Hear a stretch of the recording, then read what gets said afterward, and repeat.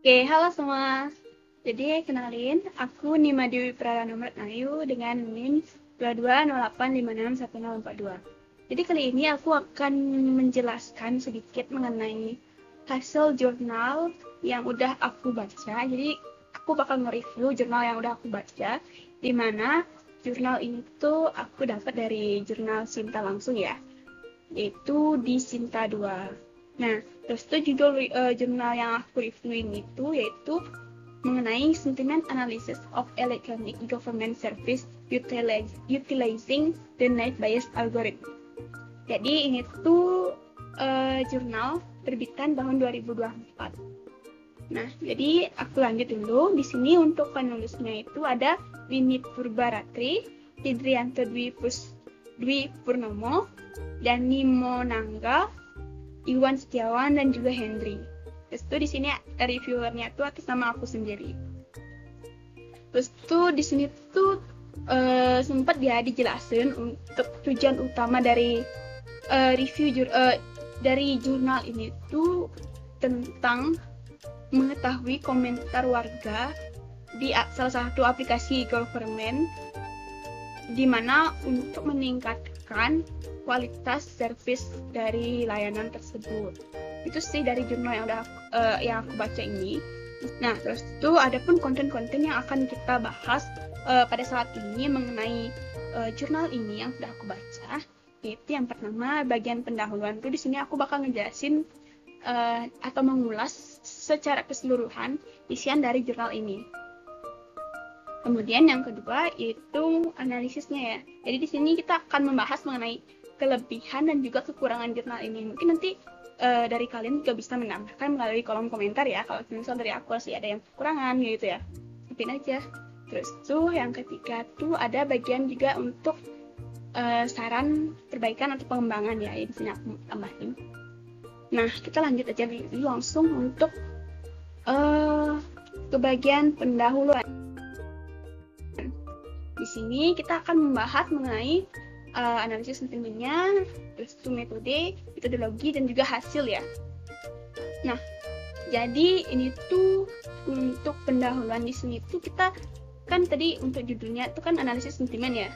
Jadi untuk aplikasi e-government-nya sendiri itu merupakan aplikasi pemerintah daerah Jakarta yang namanya itu aplikasi Alpukat. Nah, itu dah. Jadi dari sana tuh bakal diklasifikasikan mengenai aplikasi tersebut, di mana didapat dari scraping data di Google Play Store. Nah, adapun metode yang digunakan yaitu metode klasifikasi net bias. Nah, jadi aku di sini ingin ngulas sedikit ya supaya kita juga sama-sama enak. Aku ceritanya enak, aku jelasnya enak, terus tuh kalian juga paham apa yang aku ceritain. Jadi di sini tuh kenapa sih yang digunain itu aplikasi klasifikasi net bias? Jadi di sini tuh dijelasin kalau penelitian sebelumnya itu sudah membahas mengenai aplikasi government lainnya kan yang menggunakan metode net bias, dan itu tuh nilainya tuh tinggi, hasilnya itu maksimal. Jadi makanya peneliti tuh memakai metode ini. Terus tuh juga kan dari aplikasi government itu di sini tuh dikhususkan untuk aplikasi Alpukat saja. Jadi mungkin bisa ya cakupannya itu juga cukup jelas. Jadi metode net bias untuk khusus di aplikasi Alpukat ini kayak gitu. Kemudian aku jelasin sedikit untuk metode net bias. Jadi metode net bias sendiri itu merupakan salah satu metode machine learning di mana digunakan untuk bisa digunakan untuk klasifikasi. Jadi ini tuh jadi berdasarkan dengan teorema Bayes kalau kita belajar statistika ya. Terus tuh aku ngejelasin dikit kalau net Bayes ini tuh mengasumsikan setiap fitur itu bersifat independen ataupun tidak saling terkait. Jadi ini tuh biasanya kan digunakan untuk memprediksi kemungkinan suatu data masuk ke kelas tertentu berdasarkan nilai fitur yang ada pada data tersebut dengan menghitung probabilitasnya kayak gitu sih. Nah, jadi secara singkat tuh net bias itu karena bersifat independen, jadi itu tidak saling mempengaruhi untuk antar setiap fiturnya. Jadi seperti itu ya untuk sedikit sekilas tentang metode naive Bayes. Oke, kemudian di sini kita akan lanjut membahas untuk metodologi dan hasilnya. Kita lanjut dulu untuk bagian yang pertama, ada metodologi. Oke, jadi di jurnal ini tuh dijelasin secara jelas ya untuk metodologinya itu. Ada yang pertama ada data scraping. Jadi untuk data scraping di sini tuh peneliti mengambil data dari Google Play Store yang tadi ada jelasin, di mana aplikasi yang dari review yang ada di Google Play Store mengenai aplikasi Alpukat itu diambil 100 data reviewnya, terus itu bakal diklasifikasiin, itu tuh dilabelin kan. Terus ada tahap kedua yaitu namanya labeling ya. Nah, labeling di sini tuh dijelasin tuh mereka menggunakan secara manual, di mana labelnya itu ada bersifat berupa review dengan review positif, review netral, dan juga review negatif.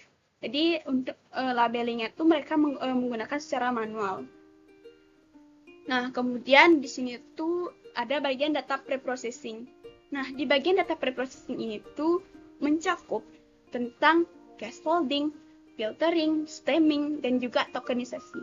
Jadi di sini tuh ada yang pertama itu namanya case folding. Jadi case folding ini tuh menghapus karakter yang kurang penting seperti misalnya add, tagar, ataupun link-link yang tidak terlalu penting untuk di bagian nanti di bagian ini ya, klasifikasinya ya.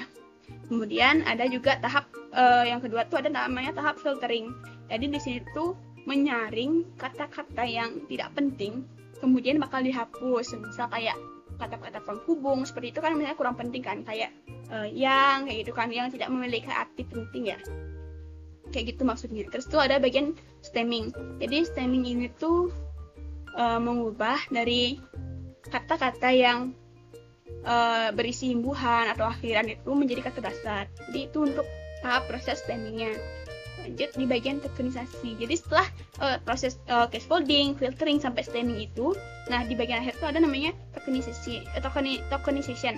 Jadi tokenization itu tuh mensegmentasikan kata-kata tersebut berdasarkan misalnya kayak spasi kayak gitu kan.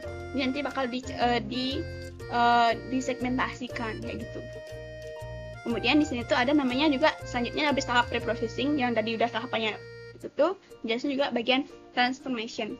Jadi transformation di sini tuh yang dimaksud tuh yang sekilas aku baca, bukan sekilas sih, yang aku pahamin di sini tuh berupa pembobotan. Jadi dimana untuk pembobotan sendiri di sini tuh menggunakan TF-IDF. Jadi mungkin teman-teman juga udah pada dengar kan TF-IDF itu apa sih panjangannya tuh?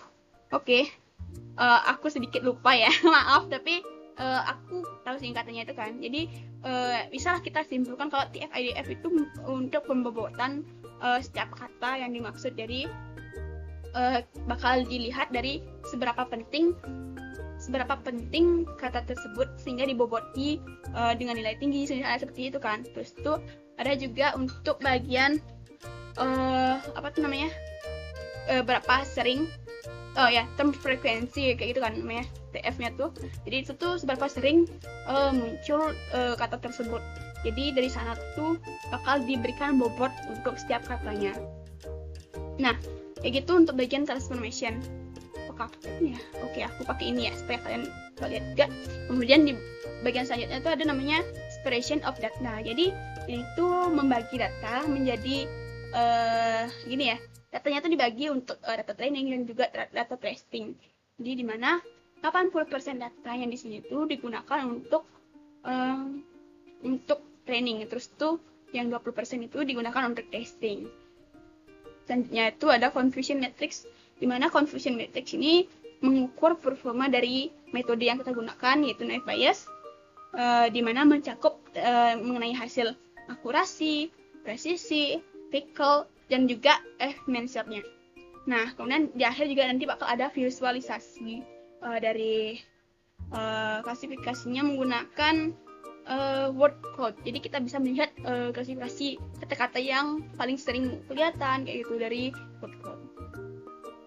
Nah, jadi di sini aku juga menampilkan untuk datanya ya. Jadi di sini kita bisa lihat untuk data tersebut tuh yang positif tuh ada dengan jumlah total 16, terus tuh netralnya ada 1, sedangkan negatifnya itu adalah 83. Nah, oke, mungkin analisisnya di akhir aku jelasin langsung ya. Jadi kita lanjut aja dulu. Nah, jadi untuk scraping di awal tadi yang aku jelasin, di data scraping itu menggunakan collab ya, di sini dijelasin. Jadi yang ini tuh hasil dari scraping dari datanya. Selanjutnya kita lanjut di bagian label manual. Nah, jadi pelabelan di sini tadi aku jelasin kan udah dibuat secara manual. Jadi ini langsung dari penulisnya langsung untuk melabelnya, kayak misalnya positif tuh kalimat seperti ini, terus tuh netral tuh kalimat seperti ini, terus tuh negatif seperti ini. Kemudian kita lanjut dulu. Nah, tadi kan sempat aku bilang di akhir tuh ada visualisasinya. Visualisasinya itu nanti seperti ini. Untuk aplikasi itu berapa banyak, sebabkan banyak kata itu sering muncul, maka tulisan di sini tuh akan semakin besar. Misalnya bagian aplikasi kan paling besar di sini, jadi paling sering muncul untuk katanya tersebut. Kayak gitu sih. Oke, kemudian lanjut. Di sini kita akan bahas mengenai pre-processing.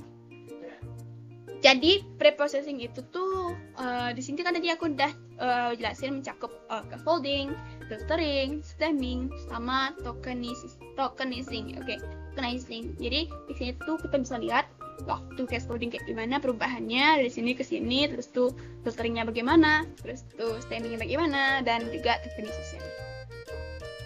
Oke, selanjutnya kita lanjut dulu ya. Oke, kita lanjut. Nah, di sini ada confusion matrix ya. Oh my god.